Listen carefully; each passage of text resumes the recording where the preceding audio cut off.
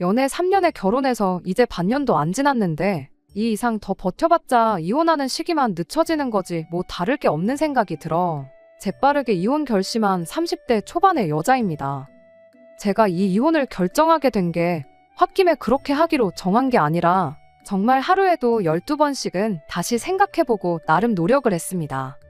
하지만 어쩔 수가 없었어요. 시댁은 제 또래 부모님 세대 치고는 드물게 엄청난 대가족입니다. 남편까지 합쳐서 4남매예요. 남편이 무조건적으로 제 편을 들어준다고 해도 이미 쪽수부터 밀려요. 시부모님이 나서서 제 편을 들어줘야 겨우 이기는 정도인데 팔은 안으로 굽는다잖아요. 결혼하고부터는 이 집구석에 내 편은 하나도 없다는 생각이 들었어요. 오죽하면 남편이라고 하겠어요. 내 편은 죽어도 안 들어주니까 그래서 남편 아닌가 하는 생각이 듭니다. 굳이 비유를 하자면 제가 매주는 콩으로 쑤는 거다라고 말을 한다고 쳐보겠습니다. 그러면 남이편 남편 포함해 6명의 시댁 식구들이 콩이 아니라 팥이라고 우겨요. 저만 이상한 사람이 돼버리는 시기였지요. 처음에는 저도 결혼하고 이 식구들의 일원이 되었으니 당연히 6명 가족들이 제 의견에 입을 맞춰서 콩이라고 해줄 줄 알았습니다. 그런데 저는 그냥 철저히 이 식구들에게서 남이나 마찬가지인 사람이었어요. 저만 빠지면 이 집구석에 의견 다툼 하나 없이 평화가 찾아올 텐데 제가 꾸역꾸역 이 집구석 며느리 안에 올케로 남아있어서 뭐 좋을 게 있나 싶더라고요. 그래서 평생 화목한 가정 되시라고 제가 빠져주기로 했습니다. 돌이켜 생각해보면 시작하자마자부터 첫 단추가 잘못 들어가긴 했어요. 신혼여행 다녀와 시댁에 인사하러 간 첫날이었지요. 시부모님 댁에 인사를 드리러 갔는데 몇 시간 거리에 사는 신우들까지 다 와 있을 거라고는 생각도 못했습니다. 심지어 이미 결혼한 큰 신우는 남편의 자식들까지 다 끌고 쳐들어왔고 아직 대학교 다니는 막내 아가씨는 연애 상대인 남자친구를 데리고 와서 있었어요. 제가 신혼여행 다녀온 게 이렇게 환영받을 일인가 싶었습니다. 이렇게 전부 모이는 게 명절이나 시부모님 생신같이 그런 특별한 날 아니면 거의 없지 않은 거 아닌가 싶었거든요. 그런데 뭐 당연스럽게도 이 사람들이 저희 신혼여행 무사귀환을 축하해주기 위해 모인 게 아니라는 걸 알게 되었습니다. 저를 기다린 게 아니고 혹시나 제가 신혼여행지에서 가족들 위해 사왔을 선물을 받으러 그 먼 길을 행차했던 거예요. 그런데 이걸 어쩌나. 저는 신혼여행지에서 선물 따로 구매 안 했습니다. 이미 결혼 전에 예단으로 시어머니 현금부터 해서 신우들이 원하는 명품 선물도 전부 다 돌렸던 상황이었거든요. 결혼 전에 이미 다 해놓은 걸 못하러 결혼하고 또 해야 하나 싶었어요. 제가 뭐 도깨비방망이도 아니고 두들기면 뭐 나온다는 인상을 심어줄 필요도 없다 생각했지요. 그나마 사온 게 간단한 주전부리 할 것들이었습니다. 먹는 게 남는 거라고 좋은 선물이라 사온 게 아니고 정말 빈손으로 가기는 뭐하니까 귀국하는 날 면세점 돌아다니면서 몇 개 챙겨온 거예요. 그나마 다행인 게 달콤한 거 좋아하는 시아버지 입맛 때문에 종류별로 이것저것 사긴 했는데 그 많은 식구들 챙겨주기에 양이 넉넉했습니다. 그런데 과자를 받고 나서도 이 사람들이 눈알들이 똘망똘망해서 저한테서 뭘 더 바라는 눈빛으로 계속 저를 쳐다보고 있더라고요. 그래서 이게 전부다. 진짜 없다 했더니 큰 신우가 자기 결혼했을 때 신혼여행지에서 제 남편 명품 지갑 사온 이야기를 꺼내면서 받은 게 있는데 맨입으로 넘어갈 생각을 하냐며 저보고 뻔뻔하다고 하더라고요. 그 지갑 제가 받은 것도 아니고 큰 신우 결혼했을 때면 제가 남편하고 연애도 하기 전 이야기인데 왜 그걸 두고 제가 뻔뻔하다는 소리를 들어야 하나 싶었어요. 남편도 거기서 충분히 한마디 할 수 있던 상황이었을 텐데 오히려 제 잘못이라며 신우 말에 힘을 실어주더군요. 아니 진짜 만약에 그게 잘못된 거였으면 면세점 돌아다니면서 주전부리 사 모으고 있을 때 큰 신우한테는 뭐 하나 해줘야 한다 한마디를 해주던가 했어야지. 그땐 아무 말도 안 하더니 왜 그걸 이제 와서 내 탓으로 돌리냐고 남편한테도 한마디 했더니 알아서 센스 있게 잘 챙겼으면 되는 거 아니냐며 끝까지 오리발을 내밀더라니까요. 시모는 거기다 대고 남편이 그런 거 챙길 주변머리 없는 사람이란 거 모르냐고. 아내가 돼서 그런 것도 미리 못 챙긴 제 잘못이라고 또 한마디 거들고. 막내 신우는 그 와중에도 지 남자친구는 짭짤한 거 좋아하지 달달한 거 싫어한다며 기어코 챙겨간 간식 상자 들고는 툴툴거리고 있더라고요. 하다못해 막내 신우 남자친구 선물까지 챙겨왔었어야 한다는 소리 들으니 기분이 좋을래야 좋을 수가 없었지요. 그 와중에 시동생은 또 거기다 대고 막내 신우한테 그거 안 먹을 거면 자기 여자친구 가져다 주게 하나 내놓으라고 그러는데 정말 단체로 사람 앞에다 두고 깜짝 카메라라도 찍는 건가 싶었어요. 제 상식으로는 도무지 이해할 수 없을 정도로 코미디 프로 같은 상황이 계속해서 벌어지고 있었으니 말입니다. 시아버지가 이 상황을 잠재운다고 한마디 꺼냈는데 저보고 이 집안의 맏며느리로서 앞으로 가족들 챙기는데 신경을 쓰라고 충고를 해주시대요. 어이가 없었지만 그래도 그 말 한마디 덕분에 상황이 정리돼서 식가족들 툴툴거리는 소리는 더 안 들어도 됐던 게 다행이면 다행이었습니다. 지금 후회되는 건 결혼 반년 만에 이혼하게 됐지만 애초에 신혼여행 다녀오자마자 더 빨리 이혼할 수 있었는데 그렇게 못한 게 후회될 따름입니다. 이미 상종 못할 집구석이란 신호를 주고 있는데 뭐 더 좋은 꼴 보겠다고 반년을 꾸역꾸역 더 살아왔는지 싶네요. 아무튼 그날 집에 돌아가는 길에 남편한테 한마디 했다가 그게 또 부부싸움으로까지 번지게 되었습니다. 저는 남편한테 이럴 때 당신이 중간 역할 잘 해줘야 한다 한마디 했을 뿐인데 그 상황에도 자기 가족들 편들면서 엄마 아빠 누나 말대로 네 센스가 부족했던 걸 두고 왜 자기한테 도움을 요청하냐고 그리고 다음부터는 조심하기로 하고 다 끝난 이야기를 집에 가는 길에 또 꺼내는 저희가 뭐냐며 개거품을 물고 달려들대요. 그때 저도 열받아서 남편한테 네 가족 챙길 일 있으면 네가 직접 챙기라 했어요. 나한테 뭐 기대하지 말라고 하고요. 그리고 시댁에 무슨 일이 있던 간에 저는 되도록이면 빠지도록 하겠다고 선언까지 했습니다. 그때 남편이 알겠다고 꼬리를 내리면서 다음부터는 제 편을 들어주겠다는 사과를 기어이 받아냈어요. 그런데 사람 고쳐 쓰는 거 아니라고 하는 말이 딱 남편을 두고 하는 말이구나 싶었던 게 결국 같은 상황이 오면 남편은 제 편은커녕 아주 시가족 대표가 돼서 남이 편 노릇을 착실하게 하기 시작하더군요. 시가족 행사는 또 뭐 그리 많은지 정말 어이가 없을 정도로 쓸데없는 날까지 챙기기 시작했어요. 하루는 남편이 저보고 금요일에 엄마가 보자신다며 아무리 늦어도 점심 이후에는 시간을 내서 시댁으로 오라고 했다 하는데 금요일이면 회사원인 저는 당연히 출근해야 하는 날이잖아요. 그리고 그 사실을 다른 사람도 아니고 남편이 모를 리가 없는데 고지곳대로 그 말을 저한테 전하니 어이가 없더군요. 무슨 일 때문에 그러냐 했더니 식가족 행사가 있다는 겁니다. 식가족들 생일이나 이런 거 줄줄이 꿰고 있는 건 아니지만 그렇다 할 행사라고 부를 만한 날이 없는 걸 확실히 알고 있는데 난데없이 생긴 행사에 무슨 행사냐고 남편한테 물어봤지요. 왜? 큰신우 시조카들이 있다고 했잖아요. 그중 첫째가 받아쓰기 100점을 받았다고 그걸 축하하려고 모이기로 했다고 하는 겁니다. 처음엔 제 귀를 의심하지 않을 수가 없었어요. 받아쓰기 100점 때문에 온 가족이 모여 축하를 해주냐고요. 남편은 저보고 애가 없어서 모른다고 그때가 애들 감수성이 얼마나 예민한지는 아냐며 작은 걸로 온 가족들이 축하해주고 그러면 애가 앞으로 얼마나 더 열심히 공부를 하겠냐고 하더라고요. 오히려 저를 감수성 없는 냉혈한 취급을 하는데 100번 양보해서 그거 축하해준다 치고 축하해주면 축하해주는 거지 왜 그 자리 열기 전날인 금요일부터 내가 시댁에 가 있어야 하는 이유를 말해보라고 했죠. 남편은 저한테 그럼 엄마 보고 그 많은 식구들 먹을 음식 준비를 혼자 하게 둘 셈이냐고 하더라고요.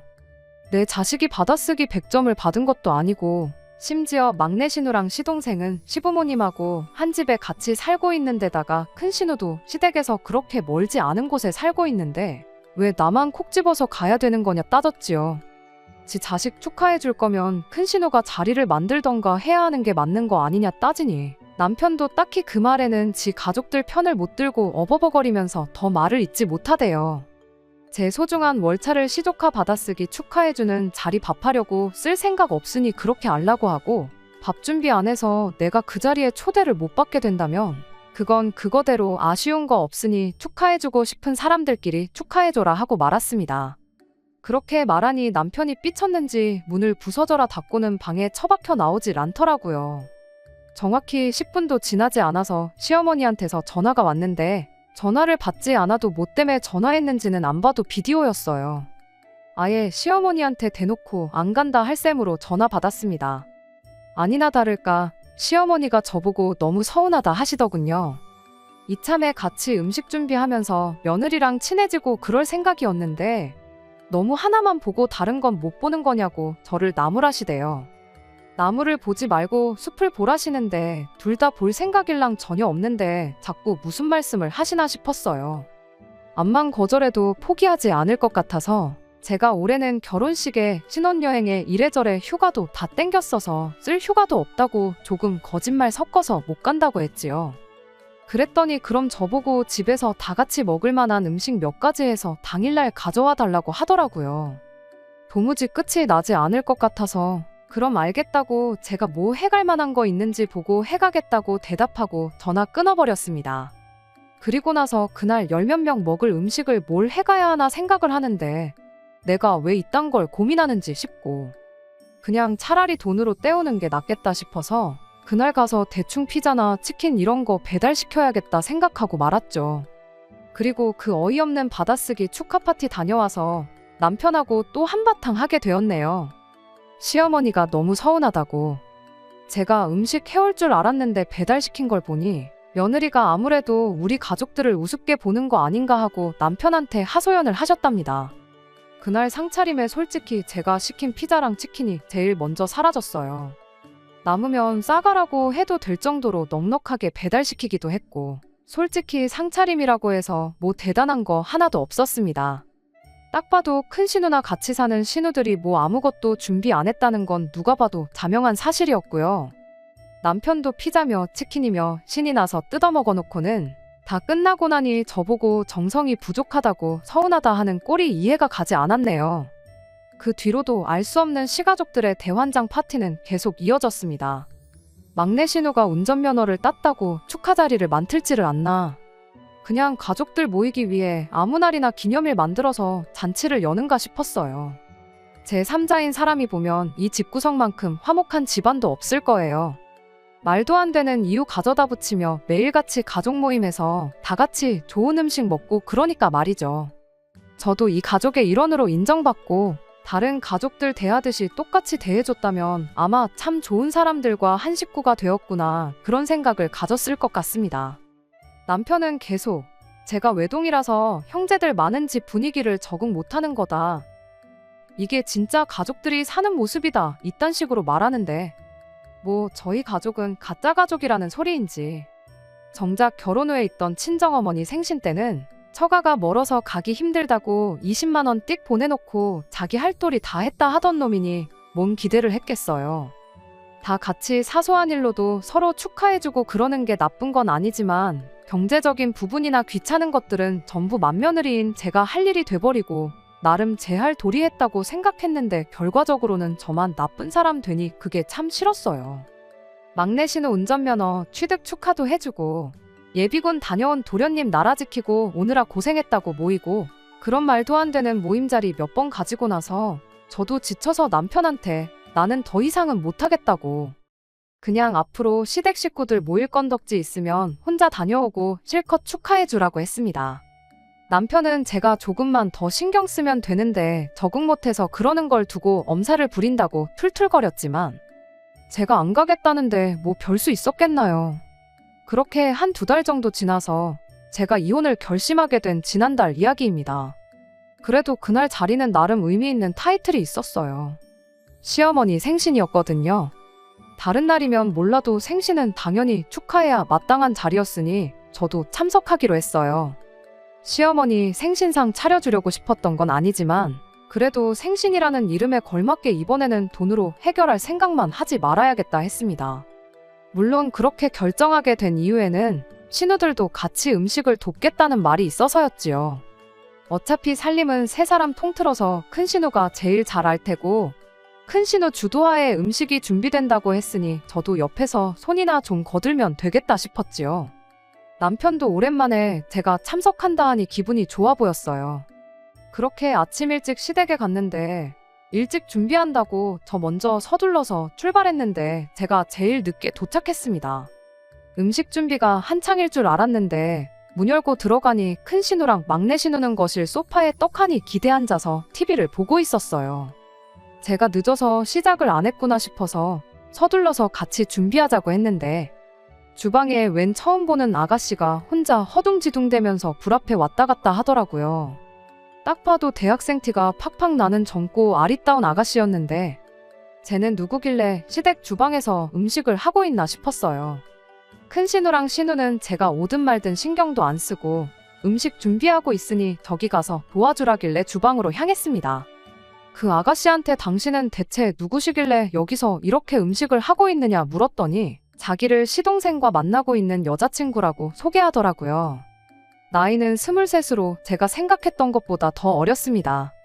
이제 대학교 졸업반이고 취직 준비하고 있다고 하는데 결혼할 것도 아닌 아가씨가 왜 여기서 음식을 준비하고 있나 했더니 남자친구인 시동생이 엄마 생일이라고 와서 음식하라고 불러냈다고 하더라고요. 아직 세상 물정 모르고 나이차 많이 나는 남자친구가 하래니까 하고 있는 것 같은데 괜히 마음이 측은해지더라고요. 뭘 몰라도 한참 모르고 남자친구가 얼마나 좋으면 결혼도 안 했는데 그 어리고 한참 때인 나이에 예비시댁도 아니고 남자친구 엄마 집 와서 이렇게 종노릇을 하고 있나 싶었어요. 뭐 지가 좋다고 와서 음식 준비하는데 내가 신경 쓸 게 있나 싶어서 저도 같이 음식 준비를 돕기 시작했지요. 딱 보니 기껏 해봐야 라면 정도 끓여본 게 전부겠거니 하는 솜씨로 인터넷 뒤져가면서 열심히 음식 준비를 하고 있었더라고요. 큰 신우랑 막내 신우한테 재료 손질은 얼추 다 끝난 것 같은데 이제 같이 오셔서 도와야 되는 거 아니냐니까. 두 사람은 들은 채 만 채 인터넷에 어떻게 하는지 다 나와 있으니까 그거 보고 빨리 음식 준비나 하라고 하고 지들끼리는 시시덕거리며 다시 TV 보는데 열중하더라고요. 음식 몇 개 하는데 넷이서 힘 뺄 필요 있냐고, 둘이면 충분히 할 거 아니냐고 하면서 이쪽은 신경도 안 쓰는데 그때 뭔가 제 머리를 세게 한 대 얻어맞은 것 같았어요. 이 세상 물정 모르는 아가씨나 저나 뭐 다를 게 있나 싶더라고요. 결혼 이야기 나오기 전부터 남자친구 엄마 생일자리에 끌려와 난생 처음 보는 사람들 밥 해주고 있는 이 아가씨나 필요할 때 내 편 한 번 들어주지 못하는 남자 믿고 시댁 와서 종노릇 지갑노릇 하고 있는 저나 똑같다는 생각이 들었어요. 그래서 그 아가씨한테는 음식 준비 그만하라 말하고 신우들한테 가서 빨리 음식 준비 도우라고 한마디 했습니다. 다른 사람도 아니고 엄마 생일상 준비하는데 자식들은 놀고만 있고 남의 집 자식들이 음식하는 게 말이나 되냐고 한마디 했죠. 그랬더니 큰 신우가 어이없다는 듯이 저를 쳐다보면서 저보고 생각 잘하라고 하는 거예요. 지금 저 기집애 확실히 버르장머리를 들여놔야지 나중에 제가 편하다고요. 오란다고 와서 음식 준비하는 거 보면 분명히 결혼할 텐데 지금 미리 기강을 다져두지 않으면 고생하는 건 지들이 아니라 저라고 하는 겁니다. 그 말을 들으니 이 신우들 뿐만 아니라 온 집안 식구들이 저를 어떻게 생각했고 자기들 편하기 위해 부려먹을 생각뿐이었다는 사실에 확신이 생겼어요. 그대로 앞치마를 큰 신우 얼굴에 벗어던지고 저는 이 집구석에 더 이상 엮일 생각 없으니 그렇게 알라말하고 자리 박차고 나왔습니다. 나오는 길에 시동생 여자친구라는 아가씨도 데리고 왔는데 평소에도 얼마나 시동생한테 가스라이팅을 당한 건지 나와서도 안절부절 계속 눈치만 보고 있더라고요. 두 사람이 어떤 관계인지는 모르겠지만 지금 이 상황만 봐도 정상은 아니고 좋은 꼴 못 볼 테니 기회가 왔을 때 헤어지라고 했어요.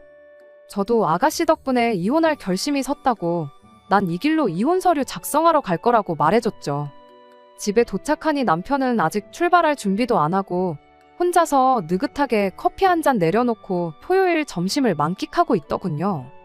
갑자기 들이닥친 저를 보고 당황한 남편이 엄마 생신상 준비는 어쩌고 벌써 왔냐길래 니네 가족 일은 니들끼리 알아서 챙기라고 한마디 해주고 나는 월요일 되는 대로 변호사 찾아가 이혼 준비 시작할 테니 그렇게 알라고 했습니다.